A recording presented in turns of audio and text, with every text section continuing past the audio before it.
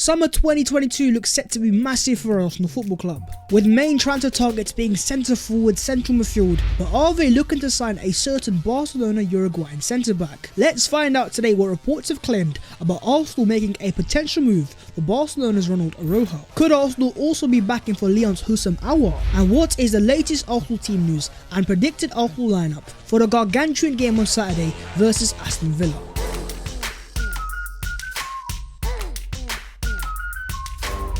Yo, what is going on, guys? My name is Babs14. Welcome back to your boys channel, and we're still in recovery mode after last night. I'm still not kind of over it. We could have won that game if things went our way, but it is what it is. So as always, smash a like if you enjoy the content, subscribe if you're new, and let's get straight into that Arsenal news. And starting off with the latest Arsenal transfer news. Transfers. Arsenal fans love their transfers, and when things aren't always working out, I guess transfers are a bit like our therapy. But today in particular, we do have some very reliable reports coming out to Barcelona in Spain regarding their Uruguayan centre-back international, 23-year-old Ronald Araujo. As Gerard Romero is reporting that Arsenal have made an offer to Ronald Araujo of around €6 million per season. The player's contract ends in 2023. Surprise, surprise, Arsenal Football Club apparently wants a centre-back, and it comes as a massive shock to me as well, but this is a very reliable Barcelona source. But let's talk about the player himself. While 23 years of age, as I said, a Uruguayan international, over the past 12 months he's become a very important player for Barcelona, especially under the new manager Xavi. He excels when it comes to passing out of the back, as you expect from Barcelona players, but also when it comes to winning aerial duels and also tackles as well. 6'2" tall and also has a decent turn of pace as well. But the most important part here is his overall contract. Expires in 1 year's time, 2023, and with that being the case, the likes of Arsenal and Manchester United are looking at this centre back. But the surprise isn't the player, because the player has very good potential. The surprise here is Arsenal and their lack of need for a brand new centre back. We already have Gabriel Magalhaes, Benjamin White, both 23 years of age, both with tremendous potential and both Arsenal starters. But on top of that, you also have a certain Mbappe at centre backs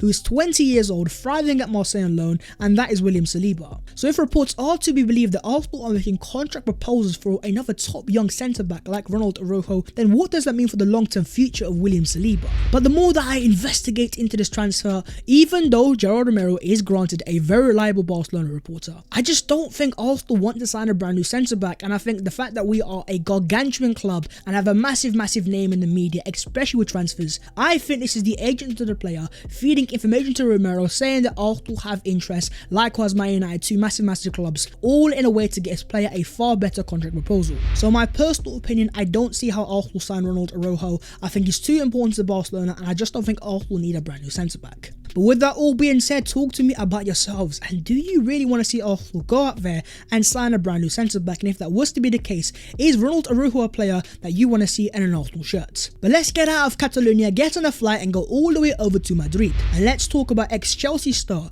and current Real Madrid player Eden Hazard. Because according to the reliable Santi Aouar, Arsenal have made an inquiry into Eden Hazard, with the reports also claiming that at the moment Hazard wants to fight for his place at Real Madrid next season, but the club has other ideas. Yes, back in the day, Eden Hazard was a top player, and us Arsenal fans know about it because this guy terrorized us week in, week out. Back at Chelsea, he was scoring goals, getting assists, a world-class player that I would have loved at Arsenal Football Club. But since going to Real Madrid, this guy just ain't been that guy. In fact, here's a stat for you guys. In the 3 years this guy's been there, bear in mind these guys paid over £100 million for him, he has only amassed 4 league goals. And this year with 17 appearances, hasn't even scored a single goal in La Liga either. So now that he's 31 years of age, yes, he used to be great, but we're now in 2022, and Hazard's not a player that I think Arsenal Football Club need or want to sign either. Why would Arsenal even want to sign Hazard in the first place? We already have Gabriel Martinelli, Emil Smith Rowe, Bukayo Saka, and even Nicolas Pepe. I will go as far as saying in the year of 2022, I would rather have Pepe over Eden Hazard. That is how much I think he's fallen off. So with these reports kept in mind, even though they are reliable, I just don't see Arsenal signing Eden Hazard and bringing him to the Emirates Stadium. But as per, I'd love to hear your own thoughts on the Real Madrid flop Eden Hazard. If Madrid were to sell him, is he a player that you want to see Arsenal sign? But moving straight over to France, according to Calcio Mercato, Arsenal are still keen on Aouar. The player has recently changed his agent, which could be a deal changer from the previous attempt to sign the midfielder. Deja vu FC, Arsenal fans, Aouar, we have got a long history. Lyon's playmaker, now 23 years of age, of course, back in 2020, Arsenal were very close, but the reason why Arsenal didn't get that deal over the line, Arsenal could not agree the agent fees. And even looking into last summer, according to the very reliable Fabrizio Romano, Aouar was once again offered outright to Arsenal Football Club, yet Arsenal rejected the option, and I think the massive part there was once again the agent. But now that he has changed that agency, it could be a potential game changer. And on top of that, let's not forget 4-3-3. Mikel Arteta is playing a brand new formation, 2 number 8. On the right hand side you've got thriving Martin Odegaard, but on the left hand side it's a different story. But stylistically, if he wants almost a box to box hybrid type of number 8, some fans will say Aouar is a perfect stylistic fit. Going forwards, this year he's got 5 goals and 3 assists for Lyon. But also when it comes to the passing stats, the dribbling stats, Aouar thrives in this department. But for me, I also see some levels of similarities to Emile Smith-Rowe, and that being Aouar doesn't always play as a central attacking midfielder, and quite often he actually has played on the left hand side as well. So looking at what Arsenal have in Emile Smith-Rowe, a player that can also play centrally but also occupies the left hand space. If you are to believe reports that Arteta's long term plans for Emile Smith-Rowe is going to be as a number 8, then where would Aouar fit? Well, it's a question that I want you guys to answer down below in the comments. Talk to me about Aouar and the summer of 2022. Is he a player that you guys would like to see Arsenal sign? Moving on to the Arsenal manager Mikel Arteta. When he was asked about the short turnaround for the game against Villa, he said sarcastically, "Thank you so much to the Premier League." He was quite clearly very unhappy, but he insists that the players will still be at full tilt at Villa Park. This can almost be seen as Pep Guardiola-esque sarcasm from Mikel Arteta. If you watch the press conference, it's very clear Arteta is very unhappy, and that's because we played a game Wednesday night at 8:15 and now we play on the Saturday again at the early 12:30 kickoff. And what Arteta is saying is, how come we have this short turnaround, especially with only one other game on in the weekend? Essentially, Arteta has called out the Premier League and almost inadvertently said the Premier League are trying to give the other teams an advantage. But at the same time, I have seen quite a few Arsenal fans have a go at Mikel Arteta here. And what they are saying is, if we are going to be a European team next year, whether it's Europa League or most importantly Champions League, we're going to play on a Tuesday, Wednesday and have to play on the weekend. So if Arsenal are going to be a Champions League team, then surely this is something that Arteta needs to get used to. But talk to me about yourselves, and do you agree with the Arsenal manager in saying that the Premier League are trying to give the other teams an advantage? Moving on, let's discuss Aston Villa versus Arsenal. Over a short period of time, 12:30 on the Saturday, having lost their last game, Arsenal are back in action. Aston Villa away at Villa Park, and this is a ground that so far in Arteta's career he is still yet to win. But talking about Villa, here is their form going into the game, having won 3 of the last 4 league games. In comparison, Arsenal of course were on a 5-game winning streak, but that was ended by Liverpool on Wednesday in a 2-0 defeat. So not only are both teams going into this game on pretty decent form,